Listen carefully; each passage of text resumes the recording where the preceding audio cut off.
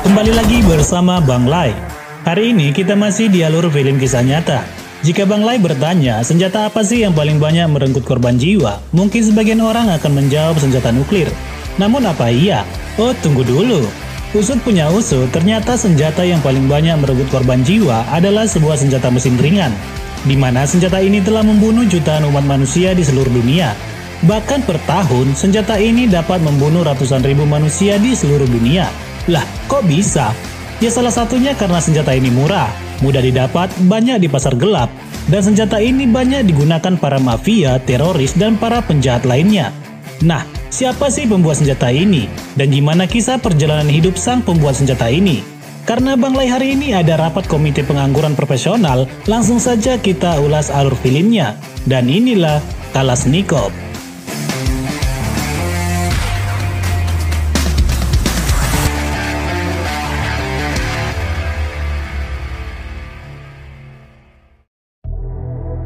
Film dibuka pada tahun 1941 pada Perang Dunia Kedua, di mana pasukan Rusia berhadapan dengan pasukan Jerman di medan pertempuran. Pasukan Rusia dipimpin komandan tank Tentara Merah yang bernama Mikhail Kalashnikov. Kita panggil saja namanya Nikov biar nggak terlalu ribet. Terlihat mereka sangat kesulitan dalam menghadapi pasukan Jerman. Bahkan tank mereka digempur secara membabi buta. Dan di tempat itu Nikov harus kehilangan teman-teman seperjuangan.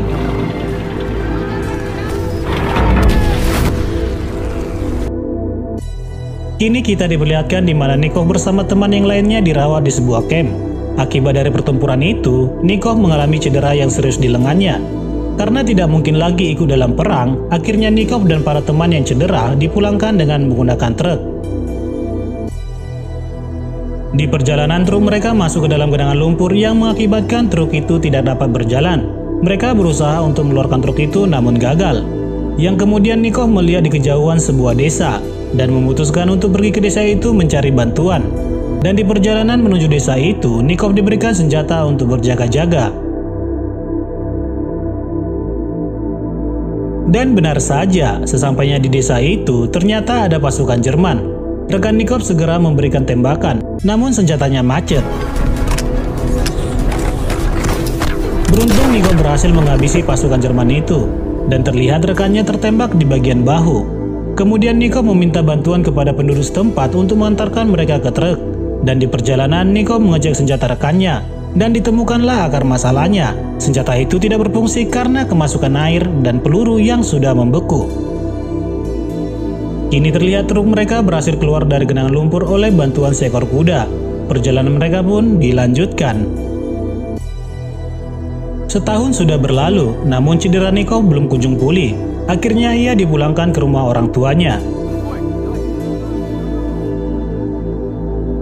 Di dalam kereta, ia bertemu dengan pasukan lainnya. Di tempat itu, Nikov menceritakan kehidupannya kepada pasukan di dalam kereta itu. Di mana Nikov sebelum masuk menjadi tentara, ia bekerja di bengkel kereta api. Namun karena ia diam-diam merakit senjata di bengkel kereta, ia pun dipecat. Kemudian Nikov menunjukkan gambar senjata hasil karyanya. Pasukan itu pun kagum dengan gambar senjata milik Nikov dan berkata karyanya akan berkembang. Nikov yang rencananya pulang ke kampung halaman membatalkan niatnya. Ia berhenti di stasiun kereta Matai di mana ia pernah bekerja dulunya. Dan di tempat itu ia menemui pimpinan bengkel kereta api yang bernama Vavel. Nikov menjelaskan bahwa ia ingin mengembangkan senjata di bengkel kereta api. Dan hal itu segera ditolak Vavel. Karena dulu Nikov pernah membuat senjata secara diam-diam di tempat itu. Dan karena itu Vavel pernah diselidiki dan dianggap sebagai teroris oleh pemerintah. Dan kemudian menyuruh Nikov untuk segera keluar dari ruangannya.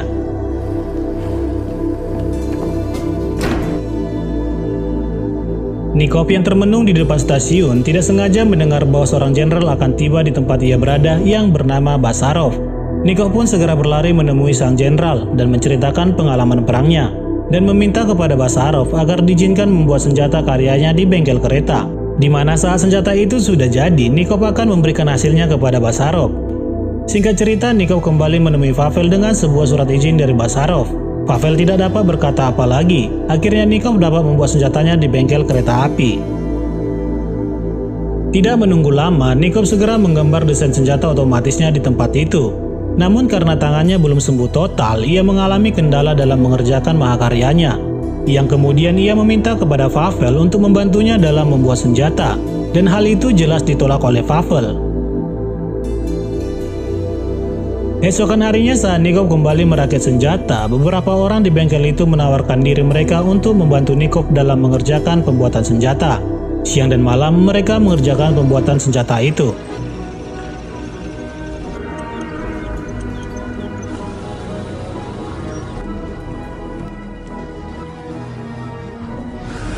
Dan pada akhirnya senjata itu selesai dirakit. Senjata karya Nikov akan mereka uji di belakang bengkel kereta api. Mereka semua ingin melihat seberapa hebatkah senjata itu.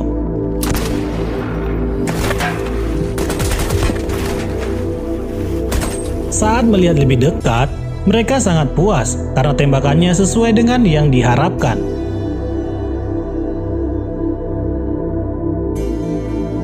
Kini Nikov pergi ke Almata, Kazakhstan untuk menemui Basarov, ingin menunjukkan senjata yang telah ia ciptakan. Namun Jenderal Basarov tidak berada di tempat. Sang jenderal ikut dalam garis depan perang. Kemudian Nikov menunjukkan senjata hasil karyanya, senjata yang akan diberikan kepada Basarov. Namun melihat senjata itu, Nikov pun langsung dikurung dalam sebuah ruangan. Tidak lama setelah itu, seorang mayor datang dan menanyakan apa yang terjadi. Dan seorang pasukan mengatakan bahwa ada seorang yang datang membawa senjata. Sang mayor segera mengecek senjata itu dan tertarik dengan senjata itu karena dibuat bukan dari pabrik.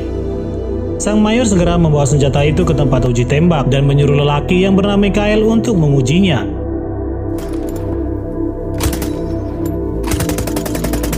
Dan hasilnya sangat menakjubkan.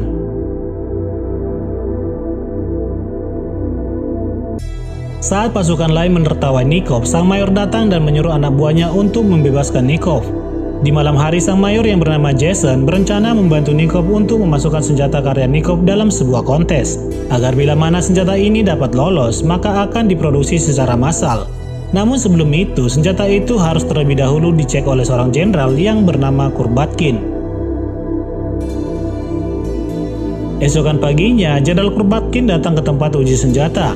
Tanpa banyak basi, ia langsung segera menguji kemampuan senjata karya Nikov.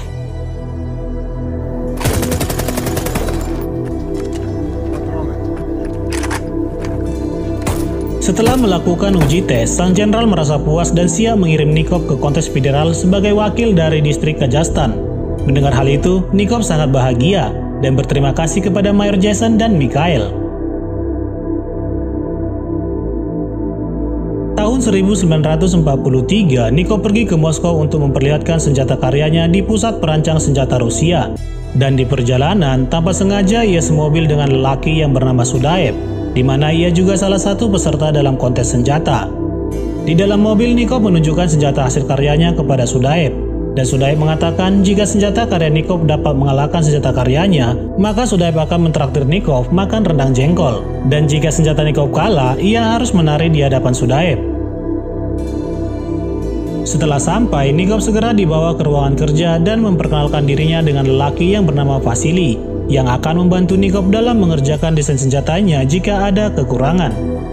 Dan alangkah terkejutnya si Nikov di tempat itu. Ternyata senjatanya akan bersaing dengan senjata buatan pabrik yang sudah pernah masuk dalam produksi secara massal. Dan saat makan siang, seorang wanita cantik yang bernama Ekaterina menemuinya, di mana wanita itu disuruh oleh atasan untuk membantu Nikov dalam menggambar, di mana Nikov ini ternyata kurang pandai dalam hal menggambar. Esokan harinya, Eka menemui Nikov di ruangan kerjanya. Tanpa basa-basi, Eka segera mengambil senjata karya Nikov dan akan menggambarnya. Dan terlihat dari raut wajah mereka ada butiran debu. Maksudnya butiran-butiran rasa suka. Aha! Setelah Eka selesai menggambar, Nikov memberinya manisan sebagai ucapan terima kasih dan meminta mengantarkan Eka pulang. Karena besok adalah hari kontes uji senjata, dan kemungkinan esok adalah hari terakhir Nikov berada di tempat itu. Setelah sampai di depan rumah Eka, Eka berterima kasih dan mengatakan bahwa putrinya akan senang memakan manisan pemberian Nikov. Dan Nikov pun sedikit terkejut, karena wanita yang ia sukai itu ternyata udah punya anak. Lanjut Nikov menanyakan tentang suami Eka, dan Eka mengatakan bahwa ia tidak memiliki suami, yang artinya Eka adalah gadis beranak satu. Soalnya Eka punya anak sebelum menikah, jadi namanya gadis beranak satu. Tapi kalau seandainya Eka punya suami, terus suaminya pergi, baru dah Eka disebut janda anak satu. Bener gak sih? Daripada makin ngebahas perjandaan, kita lanjut saja alur filmnya. Lanjut. Esokan harinya Nikov bertemu dengan Sudaib. Di situ Sudaib menyampaikan bahwa senjata Nikov gagal uji. Dan ternyata senjata Sudaib yang berhasil dalam uji coba itu.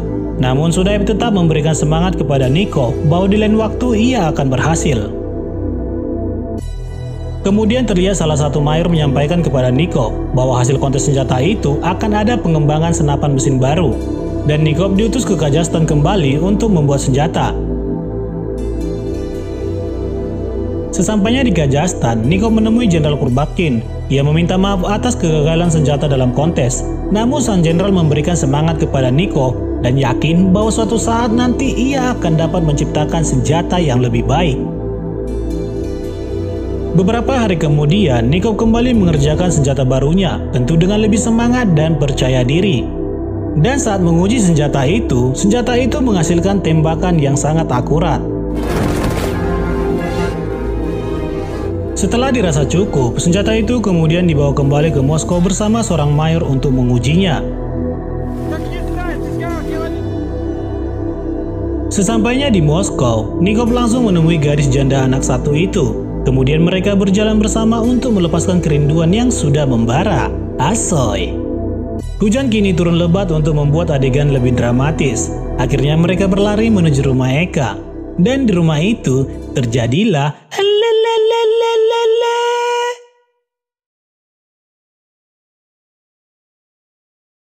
terlihatlah senyuman indah dari Eka pada pagi harinya. Lanjut. Uji senjata telah dilaksanakan, dan dari hasilnya, ternyata satupun senjata mesin yang ditawarkan tidak dapat diproduksi. Mendengar hal itu, Nikov kecewa dan bergegas keluar.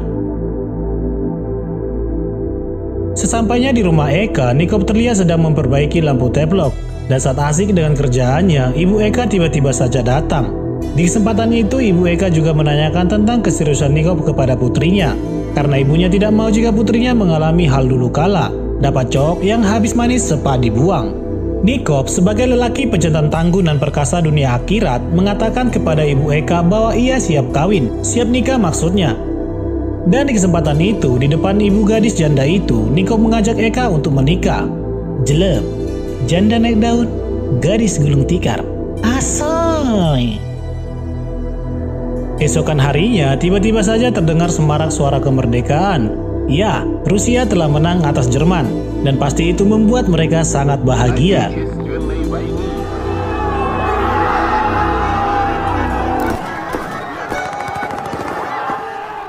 Akan tetapi kebahagiaan atas kemerdekaan membuat hati Nikov bersedih. Ia beranggapan bahwa jika merdeka maka senjatanya tidak akan diperlukan lagi. Eka yang sudah menjadi istrinya mencoba menghibur Nikov dan mengatakan jika senjata tidak diperlukan, lebih baik kita mencoba membuat mesin penggiling daging. Pastilah Nikov terhibur dengan ide itu, kan pengantin baru gitu loh. Esokan paginya Nikov menemui Kolonel Hus dengan membawa senjatanya. Di tempat itu Nikov mengatakan untuk apa lagi senjata ini, perang telah usai, maka tidak perlu lagi menciptakan senjata. Namun siapa sangka, Kolonel Hus memberikan surat dari Panglima tertinggi. Dan di surat itu dijelaskan bahwa negara masih membutuhkan senjata paling canggih. Seketika Nikov pun kembali bersemangat. Namun pembuatan senjata itu harus dikerjakan di sebuah pabrik di Kouron. Artinya bahwa Nikon harus meninggalkan istrinya selama setahun. Sebagai istri yang baik dan taat kepada suami, Eka rela ditinggalkan. Bahkan ia memberikan semangat kepada sang suami. Sesampainya di Kouron, Nikov diberikan asisten pribadi yang bernama Alexander. Ialah yang akan membantu Nikov dalam mengerjakan proyek senjatanya. Tidak menunggu ayam jantan bertelur, Nikov dan para rekannya pun bahu-membahu mengerjakan pembuatan senjata itu. Siang dan malam mereka kerjakan dengan sepenuh hati.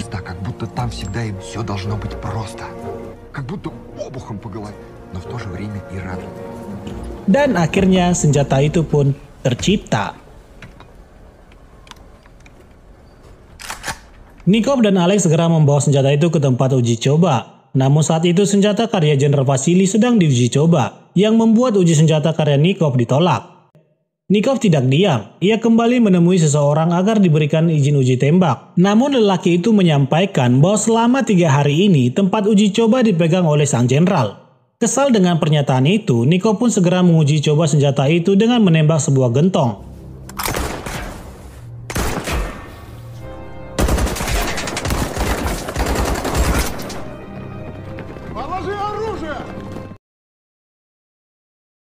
Kemudian terlihat Nikov dibawa ke tempat Jenderal Vasily. Sang jenderal menanyakan apakah Nikov pernah sekolah. Nikov yang tidak pernah mengemban pendidikan formal pun menyampaikan bahwa ia tidak pernah sekolah. Entah angin apa yang datang, di tempat itu sang jenderal penasaran dengan senjata ciptaan Nikov dan ingin melihatnya. Akhirnya mereka pergi untuk melihat sehebat apakah senjata si Nikov ini. Nikov segera mempreteli senjatanya yang kemudian sang jenderal kembali merakitnya. Hal itu membuat jenderal takjub, di mana senjata itu gampang dirakit dan detailnya juga sempurna. Merasa bahwa senjata sang jenderal pasti akan kalah dalam kontes kedepannya, ia mengurungkan niatnya untuk mengikuti kontes senjata tersebut. Dan pengujian senjata pun dimulai. Senjata pertama dicelupkan ke dalam air. Tembakan pertama, oke. Namun tiba-tiba senjata itu macet. Senjata kedua diolesin ke dalam pasir. Dan ternyata senjata itu jadi macet. Senjata ketiga, AK-47 dicelupkan ke dalam air.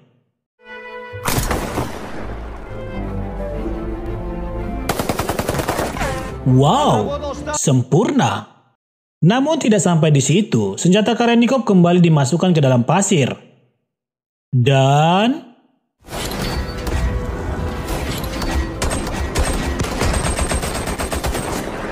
wow, masih sempurna.